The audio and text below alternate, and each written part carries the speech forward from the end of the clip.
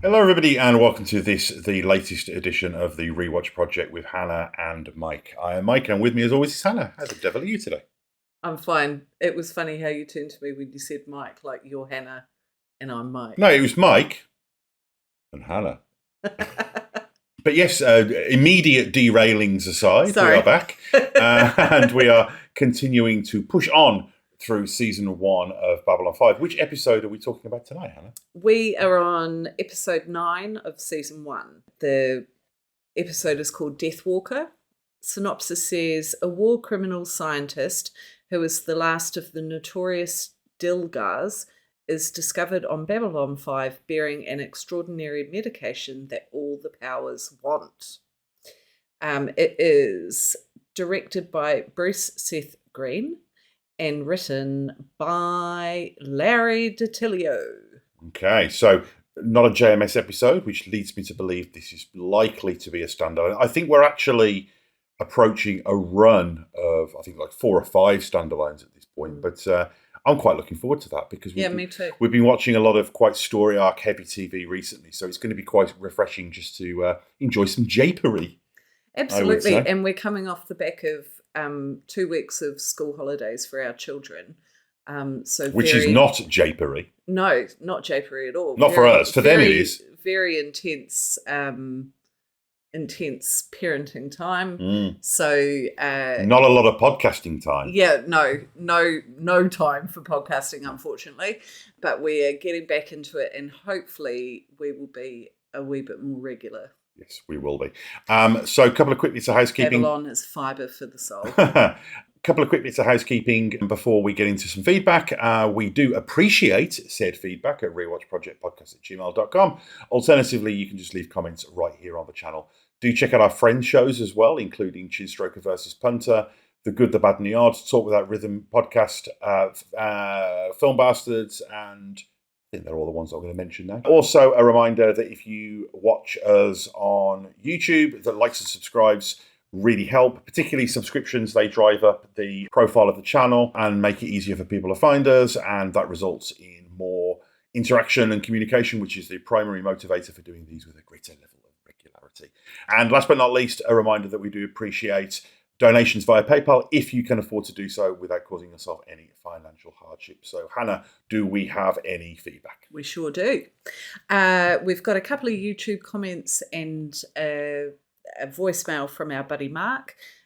So I'll quickly read the YouTube and then I'll end on Mark's voicemail. Okay.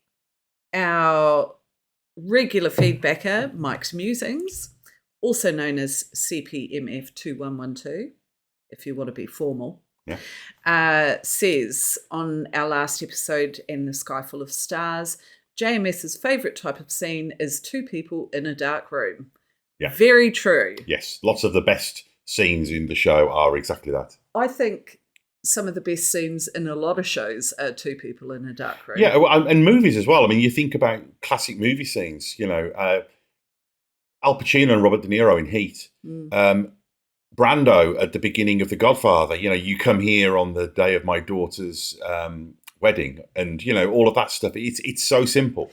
But even in a TV setting, like there's episodes of Breaking Bad where Jesse and Walter are just in a room together for the entire episode, and it's super powerful TV. Yeah, that's all you need. You know, if you've got the right people behind the characters. I mean, you've got to have the material and the substance and the performance. 100%. Thanks, Mike's Musings, as always. Also from John259. For a modern TV science fiction series with characters and plots and action, try The Expanse. It's at least as good as Babylon 5, in my opinion. Yeah, I mean, we did actually watch a fair bit of The Expanse. Yeah, and totally agree. It is great TV. Personally, I prefer Babylon 5. I just found Babylon 5 a bit more compelling than The Expanse, but that's not to say The Expanse was crap. Yeah, I've seen it was really good. I've seen that comparison many times. The guys who the showrunners and the writers of The Expanse acknowledge Babylon 5. as a big influence. And I think, you can see that. Yeah. But at the same time, I don't want to compare in a kind of, I don't like getting into, my show versus your show kind of conversations. Oh, there's room for both. I mean, the thing for me that I think that The Expanse at times, and this isn't a criticism, this is just a preference thing, feels like as much like an intellectual exercise as anything else. And I feel that it keeps the audience at arm's length a little bit. Right. And I think that you need to be really invested in the story and the universe to kind of push through that. And I don't think I was enough. I think it just didn't resonate with me. And I think a lot of that, and I know the arguments of a lot of TV shows, stick with it, it takes a while and all that. But I just think that for me, The Expanse was really smart, incredible production value. Oh, yeah. Great. Brilliant performances, great characters. But I just feel that for me, the storytelling wasn't quite sharp enough. And I did feel myself, it did start to feel a little bit like homework at points. But one thing I'll say about a lot of TV shows and a lot of genres and particularly a lot of series, not even just TV series, book series, is I think sometimes they have to find you at the right time. And I've got a feeling that The Expanse could be one of those shows that if I go back to again in 2 or 3 years' time, it might just connect with me. Yeah.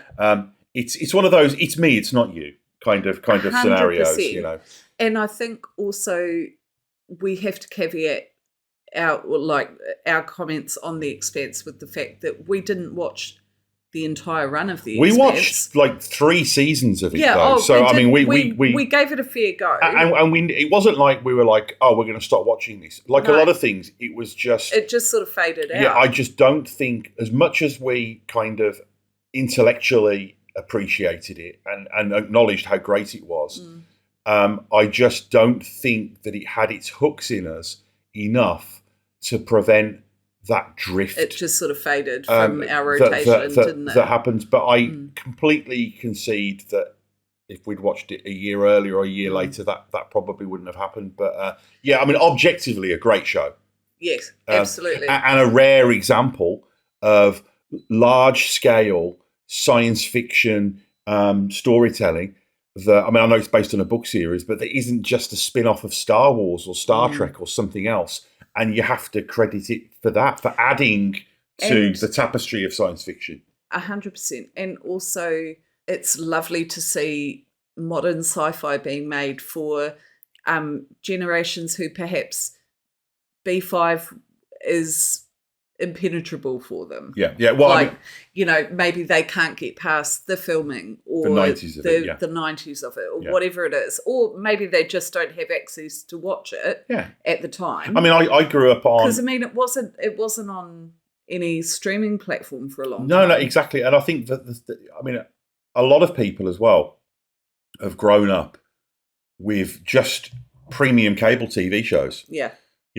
It's not even that, the show looks a bit janky or is a bit 90s. It's just that entire type of storytelling hasn't really been the primary mode of TV consumption for a long time. And I remember when, I've liked Star Trek, for example, since I can remember, since I was like 5. But I grew up on the Star Trek movies and then The Next Gen and Deep Space Nine. So the 60s show, as much as I love it, it was always this slightly old thing, in the same way that I grew up on Roger Moore Bond movies. And when I saw the Sean Connery films, they always felt like this weird old thing that was kind of like the thing that I liked. And I think for a lot of people, that's what shows like Babylon 5 and even things like Star Trek The Next Generation and The X-Files, that's how they see them. They see them how I see the 60s Star Trek. Yeah. I can get past it, I can see how good it is and I can enjoy it.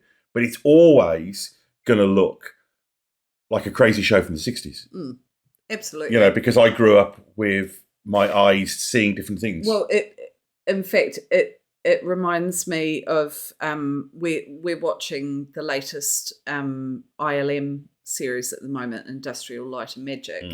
And they're talking about the Star Wars prequels and obviously the backlash that happened around Phantom Menace and all that sort of stuff. And one of the animators was saying about how for a generation of kids, the prequels are going to be their favourite films. Well, they already are. Yeah. And I suppose that's the same for like any modern sci-fi stuff. Like The Expanse is going to be someone's gateway into sci-fi. That's the other and it's thing. going to resonate and stay with them. A bit like Babylon 5 in a way will be that for me because as much as it wasn't my gateway into it, Star Trek was really, but it holds a very special place in my heart because it opened up a world of harder sci-fi. Well, it was your first saga, in many ways, space opera. Yeah, and you know, it just it expanded that world for me. So you know, it like I have a bias towards Babylon 5. You know, there's no getting around it. I mean, it's like, for example, I think that if I'd have been the age I was when Babylon 5 came out, when The Expanse came out, The Expanse would be my Babylon 5. Yeah. It's like, you know, if you're a teenager in the 1990s and you discover Oasis and everybody's telling you, oh, no, there's this band called the Beatles that they've ripped off. If you're a 17-year-old in 1995 and you listen to the Beatles, you're going to go, well, that just sounds like stupid old music, you know. Whereas we now, as adults, objective adults, who do, and we came after the Beatles, okay. So I say this with distance. Not that old, you know. I'm of the Oasis generation. This not is the Beatles frosted generation. Here, not all great. But I mean, but we're of the Oasis generation, not the Beatles generation. Yeah. But I now can see, of course, that the Beatles are a much better band than Oasis, but to my, you know, 20-year-old early 1990s ears, it didn't sound like that, you know. And I think that Babylon 5 is the same. I think, but yeah, no, thank you for that feedback. Have we got anything else on it? Yes, we have a voicemail. Okay, let's hear it. Thanks for the YouTube feedback, and please keep it coming. Yeah, good stuff. Hi, Mike. Hi, Hannah. It is I, Mark. Calling in about a specific Babylon 5 episode. This is Battlestar Galactica. And the Sky Full of Stars. I believe the 8th episode of the series. This one is the most recent one I watched, and my favourite so far. And I've been enjoying the series more and more as it's been going on, but this one really pays off for me. One of the reasons it pays off for me is I am still in a rewatch of The Prisoner. I take my time when I rewatch The Prisoner because it needs to be savoured. And honestly, this episode could have been an episode of The Prisoner. It was that powerfully linked to the sort of whole mythos of trying to extract information from someone by devious means and sort of trying to get under their skins and into their minds psychologically. Prisoner does that all the time, and this episode is a reflection of that. I thought this was extremely well made and put together, and I particularly liked Night 2, played by Christopher Neame. Looking at the Wikipedia page on this, that was a role originally intended for Walter Koenig, who went on to play Besto, Mind War. Yeah, he couldn't make this one, but then they got him into Besto, which I think was made after this, but aired before it. And yeah, I could see Koenig doing this, but Christopher Neame was really, really solid in this. I thought he was great. I know him from, of all things, Dracula AD 1972. I was going to say, he's got a real Hammer vibe. Get it? Alucard, Dracula, Alucard.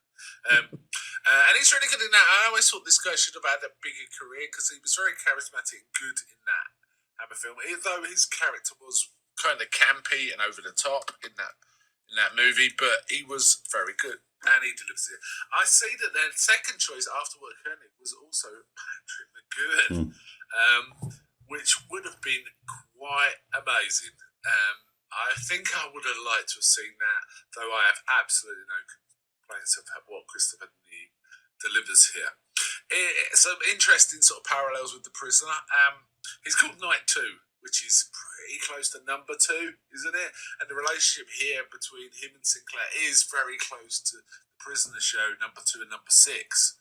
Patrick McGowan playing number 6, the main character in The Prisoner, number 2 being a character that keeps changing actors, but is always number 2. It's part of the show. You have to see it to understand it, I guess.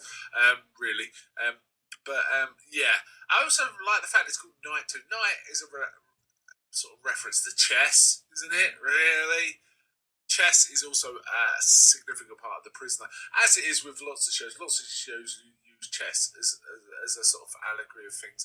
The original Star Trek, there's an episode called the Corbomite Maneuver, where Spock, they're sort of mind battling, psychologically warfaring with an unknown enemy, and Mr. Spock makes a relation. This is chess, but Kirk is wiser than that and actually says, "No, Mr. Spock, this is poker." That's a great episode. Anyway, so and also Twin Peaks kind of has its chess allegories and symbolism in some of its episodes too. So yeah, it all goes back to Sherlock Holmes, doesn't it? I just thought this was an electric one, and I like the very end where he's talking about, have you any doubts about what happened? And he calls back to that, I think in the pilot, or is it the first episode of the pilot? I can't remember, where he says there's a space in my mind. That gets a callback. So I like the trajectory of this whole show. I also like Night 1, played by Johnson Scott from Wrath of Khan, right? I thought he was pretty good, but what really made this for me was the script and the excellent performance of Kristen Neame I nearly called him number 2, Night 2. So I really like this one. I'm really enjoying your show so far as well, and listening along. Trying to watch the episodes before yours drops, or what if they drop before I get a chance. I always watch it before I listen to your episode, of course. That's the best way to do it. But yeah, plenty of time. Really That's for great. sure. Keep up the good work, and I'll be signing off now. So be seeing you. Be seeing you. I bet you did the thing as well. Thanks, buddy Mark. Yeah, it talks a lot about The Prisoner, I think, when we covered this episode. Do you know, I've never seen The Prisoner. Yeah, like it's only one season. It's a classic show. How many episodes is it? 20, I think. But, I mean, Patrick McGowan, who was the star of it, he wrote it as well. It was very much his thing. So to have had him playing Night 2 would have been really interesting. And, there are a lot of other references to The Prisoner in Babylon 5 as well, like a lot of the Psychor stuff, the way they dress. And, of course, the Be Seeing You thing as well. That's very much a Prisoner thing as well. So, and I knew Mark would appreciate that. And I just think that's why when I was sort of selling Mark on Babylon 5, I know that Mark likes Star Trek. I know that he likes Tolkien, but I also know about his love for British science fiction, and things like The Prisoner and Doctor Who and Blake Seven and Sapphire and Steel and Tales of the Unexpected and Hammer as well.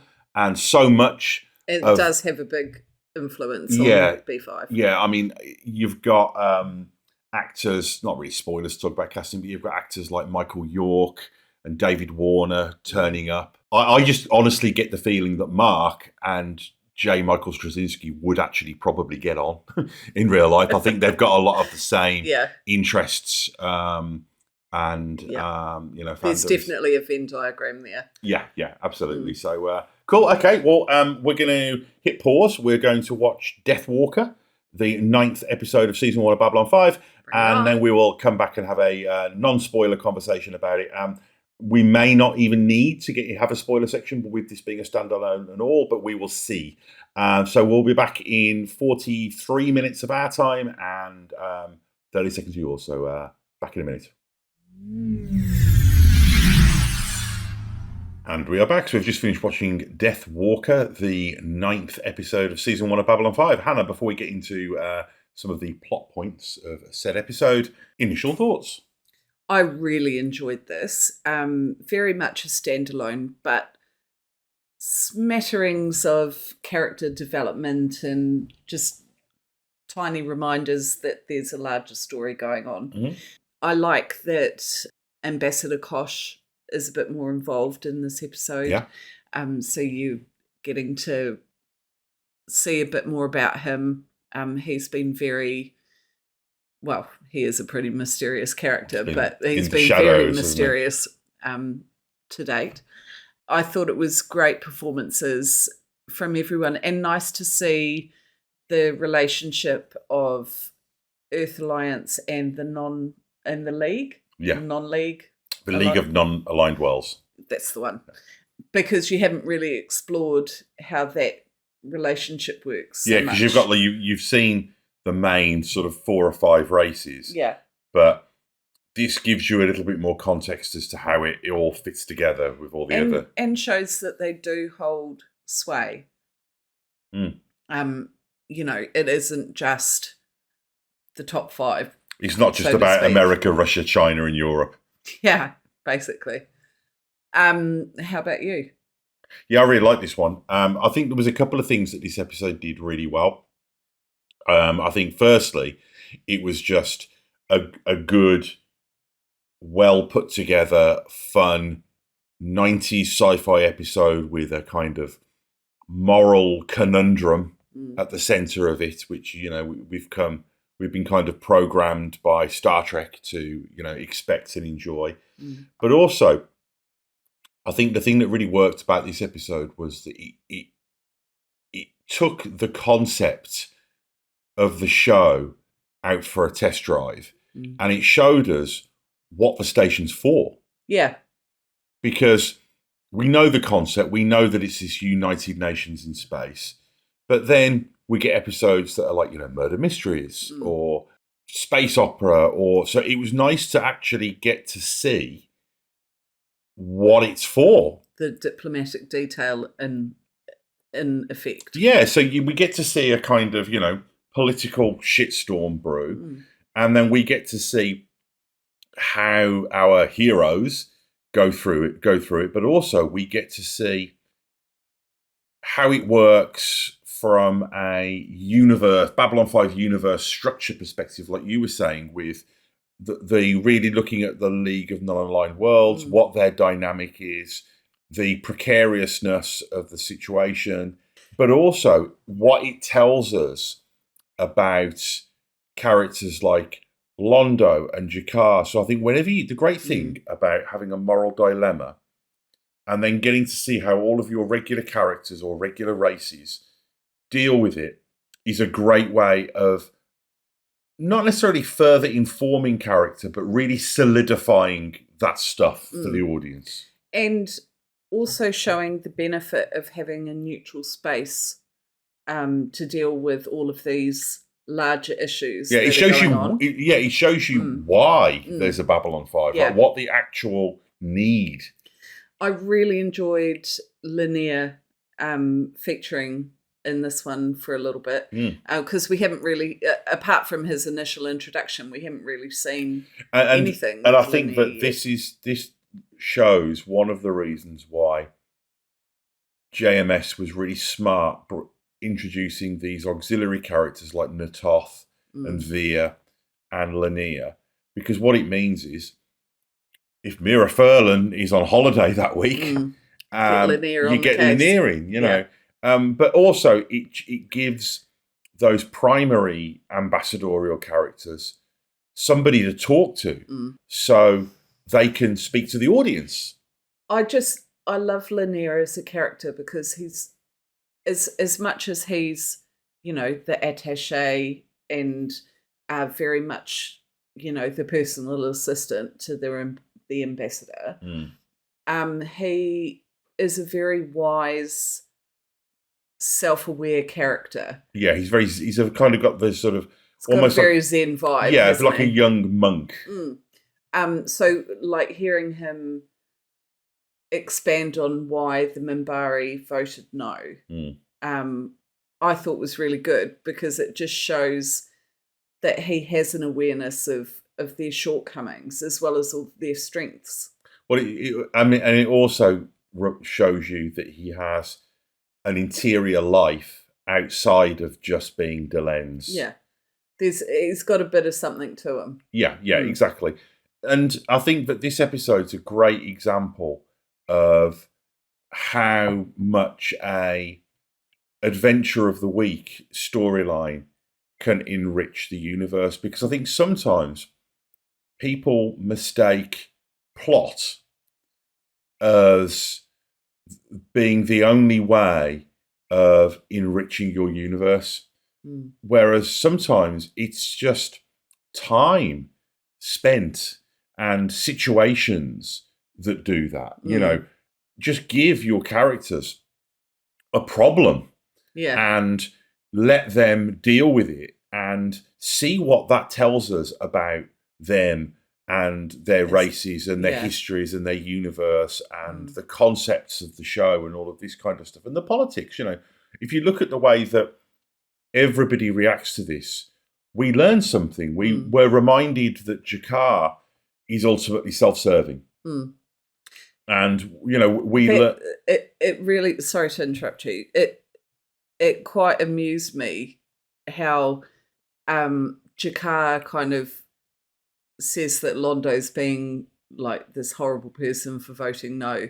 But he does the exact same thing. It's just that he frames it like he's actually helping him he grandstands. And what we learn about Londo is that Londo just doesn't care anymore. He doesn't. You know, he's just like, this has got nothing to do with us. Can I go back to bed, please? You know, that's where he's at this point in his life. Yeah, very much so. You know, we see that the Minbari are very cautious and, you know, like to meditate on their decisions. And, you know, we discover that Earth are just very human, you know, and, you know, the League of Non-Aligned Worlds basically just feel like, you know, they've got one, they kind of count as one vote, even though they're all of these people, you know. Yeah. So I think that and it feels very much a David and Goliath fight. Yeah. You know, them trying to put their point across. So I think seeing that they do have sway and influence, even though they are the little guy, was good. You know, it's good to see that it's not just all about those big characters. Yeah, and I think also, like all good moral dilemma morality plays, there aren't any easy answers, you know, because I can kind of see why, you know, I can see why everybody wants the thing that they want. You know, nobody's just being evil. No. Everybody wants the best thing. And I think one of the other things I enjoy about this episode is it's the Star Trek factor. It's satisfying seeing capable people working through a problem. Yeah. Because unfortunately, that doesn't happen as often as we would like in real life. I love the fact that essentially everyone are like a bunch of children trying to work out a problem, a bit like when kids go to school and have friendship dramas and they get to a point where you're like, right, you guys need to work it out yourselves. So the adults all step back and let the kids try and come up with a solution. And Kosh is like, the adult who comes in at the last minute and goes, I'm shutting this shit down because you've all gone too far in the wrong direction. Yeah. Boom. And it's kind of... You're not ready. It's a reminder of that conversation that Jakar had in an earlier episode with Catherine, you know, when he talks about insects. You know, you're not even... When you tread on an insect, you know, that's because you don't know it's there. That's not evil. No. You know, it's just a question of scale. So, I think that episodes like this can cover quite a lot of ground, and I think the guest actors were really good as well. Like Susanna, what's her name? Not Susanna York. Who played Deathwalker. She's I can't remember her name. Sarah Douglas. Sarah Douglas. Yeah, I mean she's a great genre actor as well. I mean she's got a great voice. Well, she played Ursa, the female Kryptonian villain in Superman 2. She was in V. She was in Conan the Destroyer. She's a great kind of... She's got a great teeth. Cult actress. It's another example of JMS casting cult film and TV people. Sorry, just one random thing I noticed in this episode is that there were a lot of good sets of teeth and good lips. Natoth has great lips and great teeth. Yeah. Um, Well, I suppose if you're an actor who wears a lot of makeup, you have to have good teeth because your eye is drawn to the teeth because they're the only human. The eyes and the teeth are where your eyes are drawn with alien characters. Yep. Deathwalker. Yeah. Oh, Fishhead. She had good teeth as well. Yes. Alien Captain Marvel. Yeah. She had great teeth. And old funny hat dude. He had a good mouth as well. Yeah. Well, we'll have Teeth Watch. That can be our a weekly section. Okay. Well, let's get into some key plot points. So, and also, because we obviously Natoth is quite prominent in this as well, so it's good to see that, and it's also nice to see G'Kar and Londo sparring over stuff that isn't directly related to their people. I mean, they get into that inevitably because that's such a defining element of their relationship. But it's good to see them together in a different context. And as much as, G'Kar has that kind of self-serving, I'm going to vote for what's best for myself, I kind of loved how, as much as in public he was like, ooh, terrible Natoth, how dare you will be fully reprimanded, that when they got back to his quarters, it was like, I'm so proud of you. Yeah. And the other thing as well. Because he is proud of her. He is, and there's some interesting stuff about some of the cultures that you get in this episode as well. Like, there's that, but also this idea of sacrifice is really big with the Narns. Almost like that's how, if your station in society for Centauri is based on traditional values and money and land and all of these sort of things, status, with the Narns, it's almost like your suffering is your credential. Yes. And he says to her, your sacrifice is going to be letting go of your need for vengeance for the greater good. I also think that the Narn have a very, the attitude that the advertising and propaganda around World War II about, come on, ladies, do it for your men at the front line. Yeah. There's that sort of feel of do it for the ones that are out there fighting the good fight, or the ones that came before and died on the battlefield. Yeah. We're all banding together and we're all going to make our sacrifices, whatever they are, because we're one big family and we're going to. Well, I mean, they've just had such a hard time of it. Exactly. That they've had to incentivize suffering.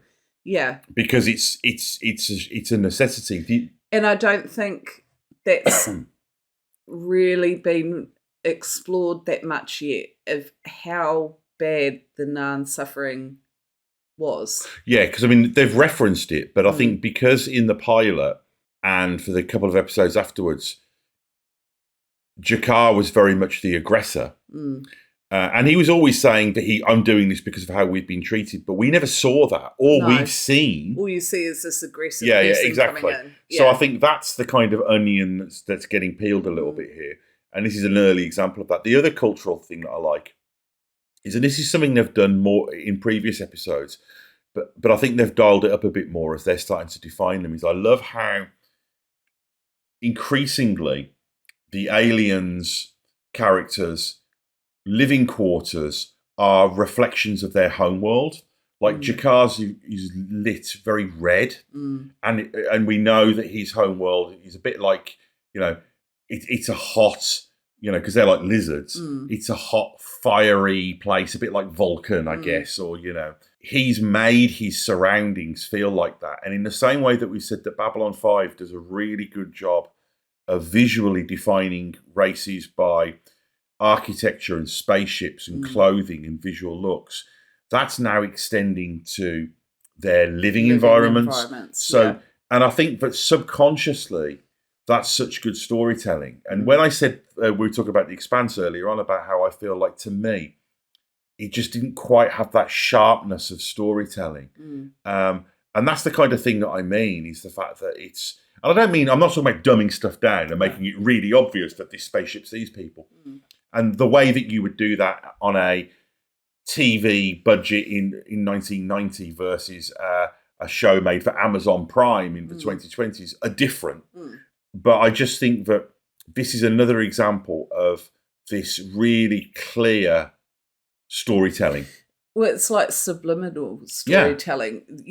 You're just, without even realising it, you know which world and which... When you're in Delen's quarters, people you're on Minbari, essentially. And also, people would do that. Yeah. You know, you would. I mean, we do that when we go on, we stay away from home or go on holiday. You bring your stuff. Yeah. You know, because it makes it feel like home. And especially living on a station like that, where you're going to be there for years. Yeah. You will bring stuff that reminds you of home, that you feel comfortable with. And it is a very utilitarian, you know. It's not cozy. Yeah, exactly. So you would, but I really noticed at this episode the fact that it's like, wow, okay, yeah. When you're in Jakar's quarters, you know it. You're just drinking in the kind of, you know, the culture of his world. Absolutely. So, you know, I mean, the plot is what it is. You know, we get this idea that nobody believes that she's really Deathwalker. And again, this is something that we see in sci-fi a lot. Like Deep Space Nine did a lot of stuff around war criminals. I feel like the plot in this episode is more just a gateway to explore how the characters would cope with that conundrum, rather than, like, no one really cares what happens to Deathwalker or how that is resolved. It's more, how does Sinclair deal with it? How does Garibaldi deal with it? How everybody feels about that changes as soon as they learn about this technology that she's got. Yeah. So immediately, everybody wants is justice. But then when they find out that she's basically got the Holy Grail, then it's like, well, you know, maybe we shouldn't be so hasty. Because, you know, and that's the thing is, what the other subtext of this episode is that sometimes morality is a luxury. And I like the fact that Garibaldi is still like, I don't care about it. Yeah, he looks at things in very simple ways, you know. And on the one hand, you could say that's honourable. On the other hand, you could say it's naive. But the other thing, though, that I think that they're playing with a little bit here is things like after World War II with like Operation Paperclip and people like Werner von Braun, you know, this idea that there was a race to get all of the best Nazi scientists. And it was like, on the one hand, you could say, well, hang on, that they worked on these bombs that killed loads of people. And it's like, yeah, that's true. But they could build spaceships for us and help us win the space race against the Russians. On the one hand, you could be really simple and say that's morally corrupt. But on the other hand, it's like, well, but think of all the good that Werner von Braun did. You know, think about all of the breakthroughs that came as a result of that.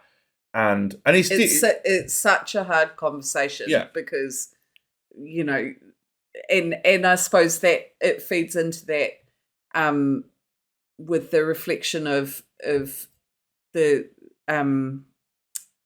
non-aligned, whatever. The League of Non-Aligned Worlds. That's the one. They're sort of how they're viewing everyone coming up with justice versus technology, etc. They're coming at it from a lived experience rather than that removed experience. Yeah, it's very easy to be a groovy liberal when you're not the victim. Exactly. I mean, if you're someone who has been directly affected by what those scientists did, then you're emotionally invested. Yeah, you're not going to go, oh yeah, yay, space race. You're going to go, they need to pay. Yeah, and in fairness, I mean, in this episode, they do simplify it a little bit by having the Dilgar woman being such a sneering villain. Yeah. You know, whereas if you look at somebody in real life like Werner von Braun, yeah, okay, he did make rockets for the Nazis, but he got into science because he wanted to build spaceships, and then the Nazis came to him and said, right, you're going to build rockets for us. What are you going to do?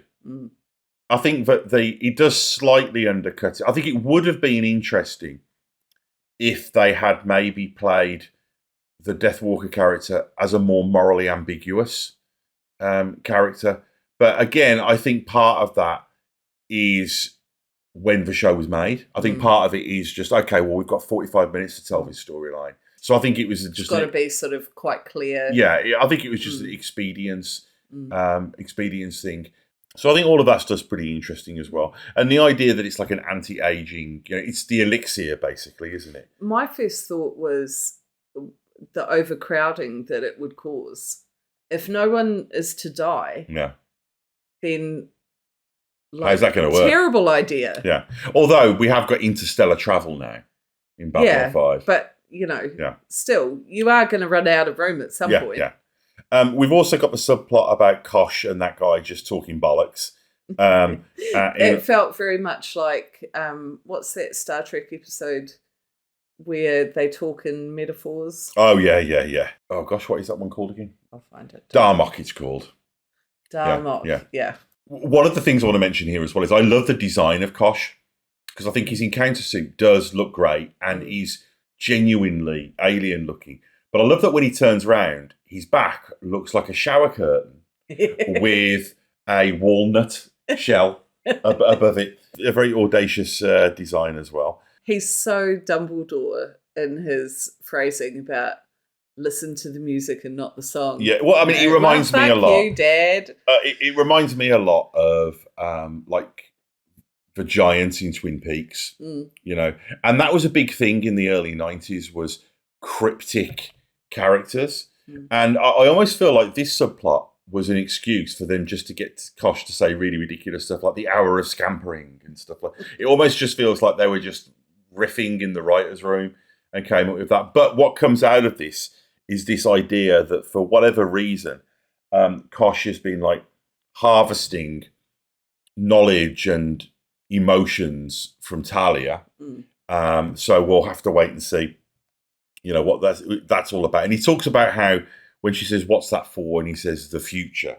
So there's more reminders of Kosh's kind of clandestine approach. And the other thing as well is that because they can't really use Kosh in any of the big story arc episodes because they need to keep him in the shadows. And also because of his speech, it's quite jarring to have to concentrate on listening to him for too long. But that's one of the good things about standalones is it gives you an opportunity to deploy that character and keep him fresh and alive in the minds of the audience. I find him quite hard to understand if I have to listen to him for a long period. Yeah, because there's all that odd noises. It's sort of like almost like an echo around. Well, it's I think that's meant to be the encounter suit kind of going to work.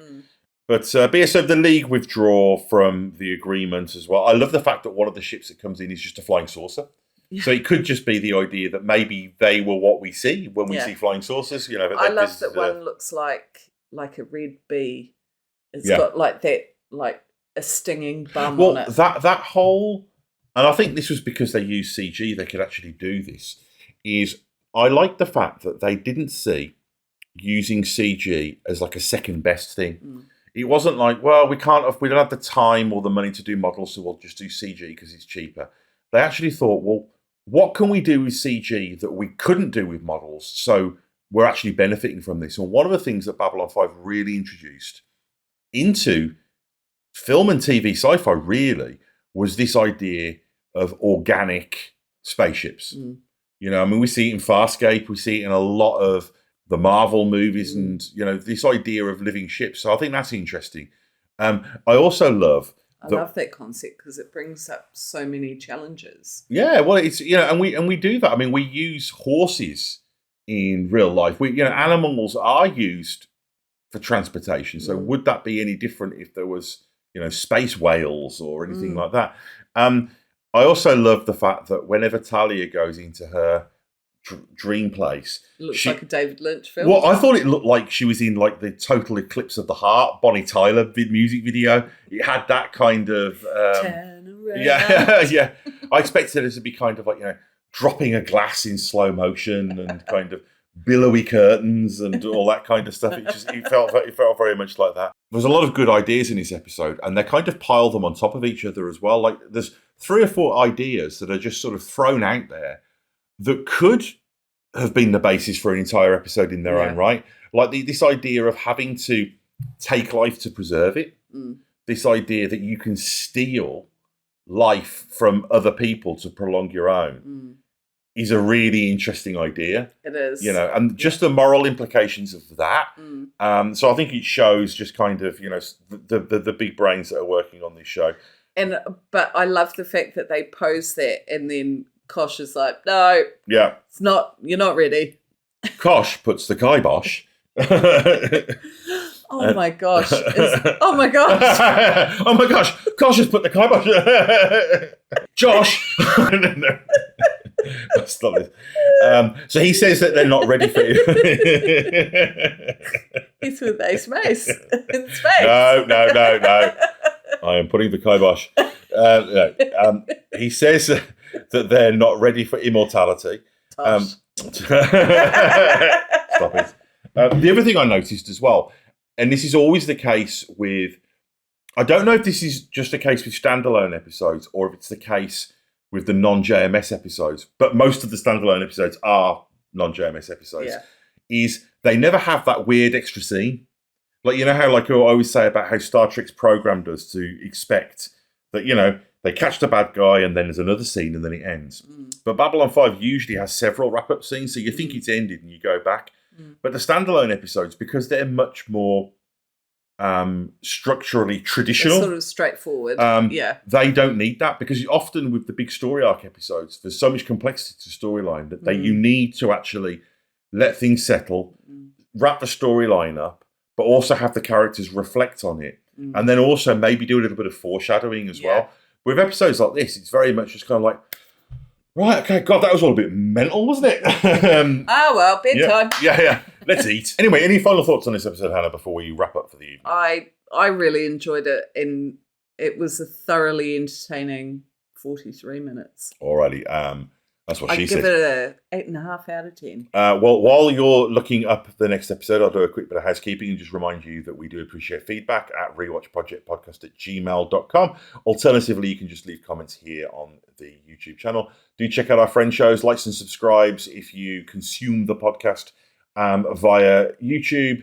And also a reminder to those of you that do listen to the podcast the traditional way, to go and check out our YouTube channel, because there's a bunch of other stuff on there as well.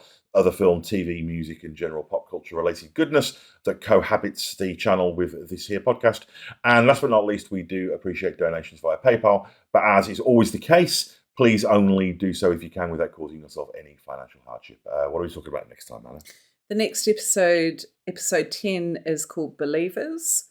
An alien family refuses surgery to save their dying child. It is directed by Richard Compton and written by David Gerald and story edited by Larryt DiTillio. Okay. David Gerald wrote The Trouble with Tribbles for the original Star Trek. So another Star Trek alum. Okay, that's us for now, guys. We will see you again soon. Goodbye. See you later.